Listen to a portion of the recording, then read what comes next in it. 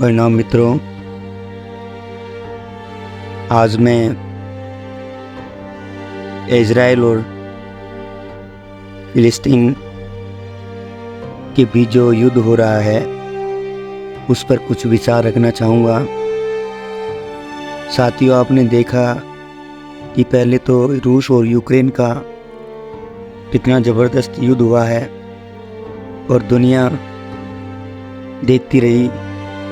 न जाने कितने लोग इस दुनिया से इस युद्ध में विदा हुए और देखते ही देखते एक नया युद्ध इजराइल और फिलिस्तीन के बीच छिड़ गया। और साथियों, ओशो ने आज से बहुत साल पहले,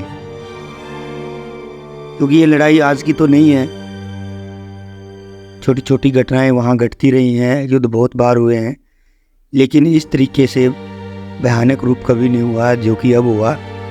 और ओशो ने बहुत पहले इस पर अपने विचार रखे थे और मैं वही विचार आपको बताना चाहता हूँ।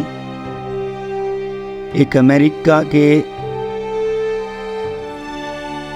उपन्यासकार थे जिन्होंने ओशो से एक सवाल पूछा था कि ओशो, आप मध्य पूर्व में यहूदी और अरब संघर्ष के बारे में क्या सोचते हैं और इसका क्या समाधान है और भविष्य के लिए इसके क्या निहितार्थ हैं।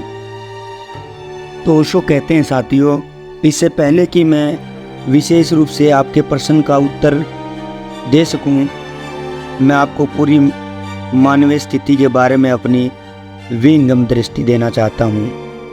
क्योंकि इजराइल में यहूदी और अरबों के बीच जो हो रहा है वह कोई नई बात नहीं है। यह पूरी दुनिया में हो रहा है। अलग अलग नामों से हिंदू और मुसलमानों के बीच, ईसाई और यहूदियों के बीच, बस नाम अलग हैं, लेकिन एक ही हिंसा है, एक की ही हत्या है और एक की पीड़ा है, और लोग अपनी पीड़ा को पकड़े हुए हैं। ओशो ने कुछ महत्वपूर्ण बातें उनको बताई और बातें ये थी कि पहली बात तो जब तक ईश्वर है, मनुष्य जाति कभी भी शांति से नहीं रह सकती। यह ईश्वर है जो मनुष्य को विभाजित कर रहा है, वह मानवता का परम शत्रु है। अन्यथा हिंदू और मुसलमान, सिख और ईसाई और यहूदी में क्या अंतर है? केवल ईश्वर के बारे में उनके विचार हैं और वह विचार और कुछ नहीं है, एकमात्र विचार है, बस एक खाली परिकल्पना है। कहीं कोई ईश्वर नहीं है, कहीं साक्ष्य नहीं मिलते, कोई प्रमाण नहीं मिलता ईश्वर का। और अगर कोई कहता है कि उसने ईश्वर को देखा है तो वह पागल है, बहका हुआ है, मति भ्रम हो गया है उसको, और उसको मनोरोग उपचार की ज़रूरत है। अगर हम मनोचिकित्सक के माध्यम से अपने साधु संतों, मुल्ला मौलवियों और पादरियों का इलाज कराते हैं तो मानवता एक शांतिपूर्ण स्थिति में होती है और हो सकती है। अब ईश्वर आपकी सबसे बड़ी जंजीर है, क्या आप उसे फेंकने को तैयार हैं? आपके पवित्र शास्त्र आपको विभाजित कर रहे हैं, क्योंकि प्रत्येक शास्त्र यह मांग करता है कि वही पवित्र है, ग्रंथ है। यह अनिवार्य रूप से एक संघर्ष पैदा करता है। साथियों, ये ओशो की एक अंग्रेजी प्रवचनमाला में उनके दिए गए व्याख्यान हैं, और आप भी सोचिए जरा, क्योंकि ईश्वर का जब इस धरती पे कोई प्रमाण नहीं और हम धर्म के नाम पर एक दूसरे का कत्लेआम कर रहे हैं, तो क्या ऐसे ईश्वर की हमें ज़रूरत है जो हमें आपस में लड़ाता है? और मैं इस बीच में एक बात कहना चाहूँगा कि बाबा साहब अम्बेडकर जिन्होंने भारत का संविधान रचा, बहुत सारे लोगों के मतभेद होंगे, बहुत सारे लोग उनको गालियाँ भी देते हैं, कुछ कोसते भी हैं, लेकिन जब उनको पढ़ेंगे तो उनको इग्नोर नहीं कर सकते। उन्होंने जब भारत और पाकिस्तान का विभाजन हुआ उस पर उन्होंने अपने विचार रखे और ये कहा कि देखिए, हिंदुस्तान का बंटवारा धर्म के नाम पर हुआ है और जब तक हिंदुस्तान में एक भी मुसलमान है तो यहाँ सांप्रदायिक दंगे होते रहेंगे, क्योंकि जब धरती का बंटवारा धर्म के नाम पर हो रहा है तो ये दंगों की संभावना बढ़ेगी। और जहाँ जहाँ आप यहूदी और ईसाइयों का ये संघर्ष देख लीजिए, तो मैं ये कहना चाहता हूँ साथियों कि हमें जो परिकल्पना, जो ओशो कह रहे हैं कि ईश्वर एक विचार है, और वो विचार पकड़े हुए है किसको, धार्मिक ग्रंथों के आधार पर। और हर ग्रंथ ये कहता है कि मैं पवित्र हूँ, चाहे बाइबल है, चाहे कुरान है, चाहे गीता है। लेकिन अगर भगवान वास्तव में है तो वो क्यों नहीं आता उतर कर?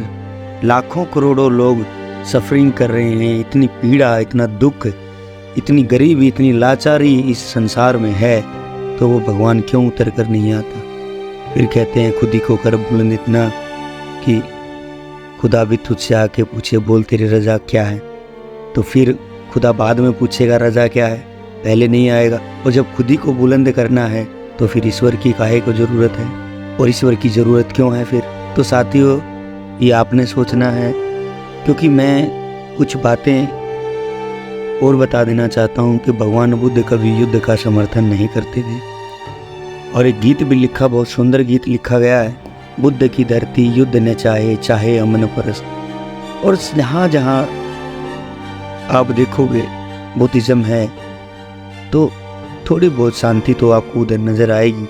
क्योंकि जब आदमी अपने में लगता है, अपने विचार पर लगता है, अपने मन पर देखता है, तो उसे दूसरे की तरफ देखने और निंदा करने का समय नहीं होता।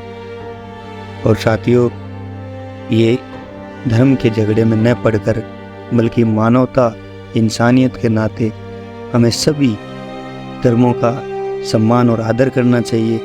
लेकिन धर्म की श्रेष्ठता या शास्त्र की श्रेष्ठता पे नहीं जाना चाहिए।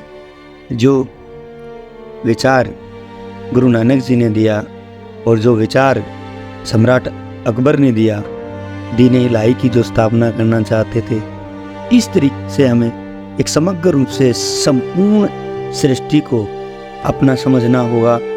सभी देश हमारे हैं, सभी लोग हमारे हैं, जाति का भेद नहीं, धर्म का भेद नहीं, काले गोरे का भेद नहीं, मानव एक समान है। इस विचारधारा पर हमें भी अपना विश्वास रखना होगा, ताकि हम इस पृथ्वी को सुंदर से भी और सुंदर बना सकें और एक नए समाज का, एक नए राष्ट्र का निर्माण कर सकें, संपूर्ण सृष्टि कल्याण कर सकें और इस सृष्टि चक्कर में अपना शुद्धतम योगदान दें। इस पर हम अपना काम करें।